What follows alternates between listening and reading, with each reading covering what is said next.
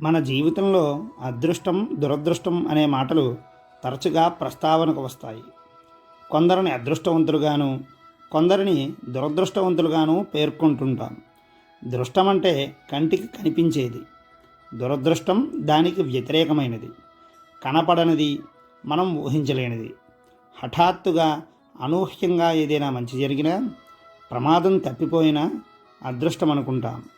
అనుకోకుండా ఆపదలు కలిగితే, అనర్థాలు ఎదురైతే దాన్ని దురదృష్టమని భావిస్తాం.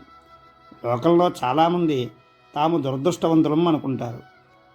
తమకన్నా మంచి స్థితిలో ఉన్నవారిని చూసి వారు అదృష్టవంతులని ఈర్ష్య చెందుతారు. తమకు లభించిన వాటిని గుర్తించి తృప్తి చెందకుండా తమకు అందుబాటులో లేని వాటి గురించి వెంపర్లాడుతూ అవి లభ్యం కాకపోయేసరికి తమ దురదృష్టాన్ని నిందించుకుంటారు. ప్రయత్నశీలురైన వారిని జయలక్ష్మి వరిస్తుంది. అంతా దైవమే ఇస్తుందని ఏమీ చేయకుండా ఉండటం సుఖపురుష లక్షణం.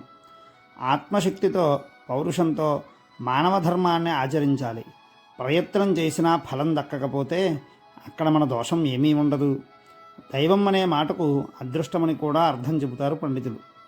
ఉత్సాహం, క్రియాశీలత లేనివారు దాన్ని అడ్డం పెట్టుకుని ఏమీ సాధించలేకపోతున్నామని వాపోతుంటారు.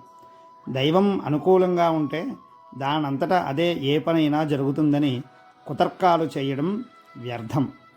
అది మందబుద్ధుల పని అని, వినాశమార్గం అని వశిష్ఠుల వారు శ్రీరామచంద్రుడికి బోధించినట్లుగా యోగ వాసిష్టం పేర్కొంటోంది. మానవ ప్రయత్నం తర్వాత అదృష్టాన్ని అంటే దైవాన్ని నమ్ముకోవాలి. దేవుడి దృష్టిలో అందరూ సమానులే. ఒకరు ఇష్టుడు, మరొకరు అయిష్టులంటూ ఉండరు. భగవంతుడు జీవులతో వ్యవహరించే తీరు, అవసరాలను సమకూర్చే విధానం విభిన్నంగా ఉంటుంది. ఎవరి అవసరాలు వారివి. తల్లికి బిడ్డలందరిపై ఒక్కలాగే ప్రేమ ఉన్నా వారి అవసరాలు తీర్చేటప్పుడు అందరికీ ఒక్కలాగే ఇవ్వలేదు. వారి శరీర పరిస్థితి, ప్రవృత్తి, అలవాట్లు, అవసరాలు గమనించి ఎప్పుడు ఎవరికి ఏది ఎంతవరకు ఇవ్వాలో అదే ఇస్తుంది. భగవంతుడి విధానము అదే. సృష్టినంతటిని భగవంతుడు ఒకే రీతిలో ప్రేమించిన సృష్టిలోని జీవులతో వ్యవహరించే తీరు ప్రత్యేకం. నాటకంలో ఏ పాత్ర పరిధి ప్రత్యేకత ఆ పాత్రది. అలాగే జీవిత రంగస్థలం మీద ఎవరి పాత్ర వ్యర్థం కాదు. చీమ, ఏనుగు, ఆవు, మనిషి ఇలా జీవుల్లో ఎవరి శక్తులు వారిది, ఎవరి పని వారిది. తన ప్రకృతి, శక్తి, స్వభావాలకు అనుగుణంగా కార్యాలు చేయడం, సర్వశక్తులు వినియోగించి చిత్తశుద్ధితో పనిచేయడం మంచి జీవన విధానం.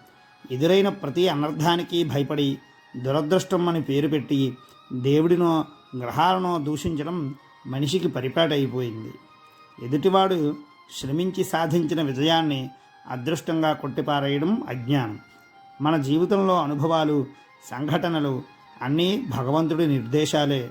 మంచి జరిగినప్పుడు దేవుడున్నాడని భావించడం, ప్రతికూలంగా ఉన్నప్పుడు దైవాన్ని నిందించడం తగదు.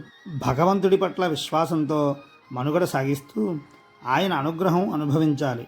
అది మంచి అయినా చెడైనా స్వీకరించాలి.